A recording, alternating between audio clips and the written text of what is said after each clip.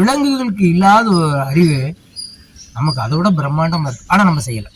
ஆனா அவங்களுக்கு கொஞ்சம் தெரியுது, ஆனா பயன்படுத்துறாங்க. இதுதான் வித்தியாசம். அதனால விலங்கு இருந்து பல விஷயம் நமக்கு யோகால பாத்தீங்கன்னா நிறைய பொசிஷன் பாத்தீங்கன்னா விலங்கு பண்றது. நான் எல்லாம் அப்படி அப்படி படுத்து அப்படி எந்திரிக்கும். கேட்டன் கேமல் விலங்குகள் பண்ணக்கூடிய பல யோகா பொசிஷன் தான் நம்ம இன்னைக்கு பயன்படுத்துறோம். தனுராசனம் வில் போல நம்ம உடம்ப வளைக்கிறது தனுராசனம். ஹலாசனம் கலப்பை. கலப்பை எப்படி நீரை நிலத்தை உழுகுமோ உழுது அந்த நிலத்தை பண்படுத்தும். அது மாதிரி ஹலாசனம் பண்ணா அவங்க உடம்பு கலப்பை மாதிரி மாறிடும். செக்ஸ் நல்லா இருக்கும். இடுப்பு வலி வராது. லோ பேக் பெயினே வராது. கழுத்து மடக்க இங்கே நசுக்கப்படுறதுனால கழுத்து வலி வராது. தைராய்டு வராது. அப்ப கலப்பையிலேருந்து கண்டுபிடிச்சது அது ஹலாசனம். ஹலம்ன்றதுக்கு மீனிங்கே கலப்பை. இப்படி யோகாசனத்துல பல விஷயங்கள். மீனு கூட சொன்னீங்க சார். அதாவது ஃபிஷ் எப்படி மீன் குளத்துல உள்ள அழுக்குகள்லாம் சாப்பிட்டு அந்த தண்ணியை சுத்தப்படுத்துதோ அதே மாதிரி நம்ம மச்சாசனம்னு ஒரு ஆசனம் பண்றோம். மச்சாசனம் மீனாசனம்.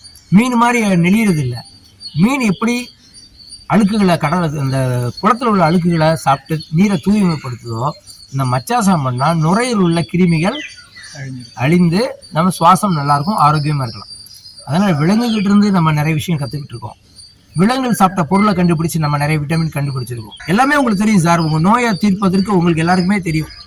ஒரு பூனைக்கு தெரியுது பூனை மீசை சாப்பிட்டா நல்லது, பட்டி கிடந்தா நல்லதுன்னு ஒரு விலங்குக்கு தெரியுது, நாய்க்கு தெரியுது. அருகம்புல் சாப்பிட்டா நல்லதுன்னு ஒரு விலங்குக்கு தெரியுது.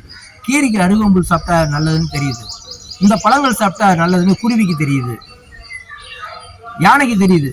வியட்நாம் அந்த நாடுகள்ல ஒரு மூலிகை போய் ஒரு யானை போய் சாப்பிடும், அது மதம் பிடிக்கிற தன்மை குறையும். அதுல இருந்து கண்டுபிடிச்சதுதான் சர்பகந்தான்ற மாத்திரை ஒரு மூலிகையில இருந்து. அப்ப யாருக்கு தெரிஞ்சது? முதல்ல மீனுக்கு, யானைக்கு தெரிஞ்சது.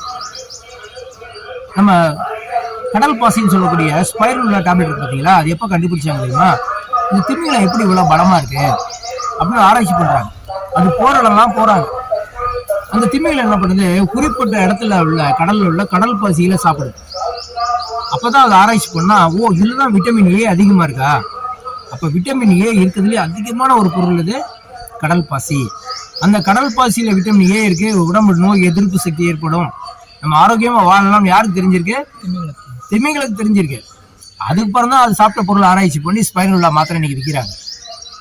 அப்ப அனைத்து விலங்குகளும் தன்னுடைய உணர்வால் அதை உணர்ந்து அதை பயன்படுத்து. நமக்கு அறிவு இருக்கு, மாஸ்டர் இருக்காங்க, டாக்டர்ஸ் இருக்காங்க, ஹாஸ்பிட்டல் இருக்கு, மெடிக்கல் ஷாப் இருக்கு. ஆனா எல்லாமே நம்ம பயன்படுத்துறது இல்லை, அது அதிகமா பயன்படுத்துறோம். அதனாலதான் நோயாளி ஆகும்.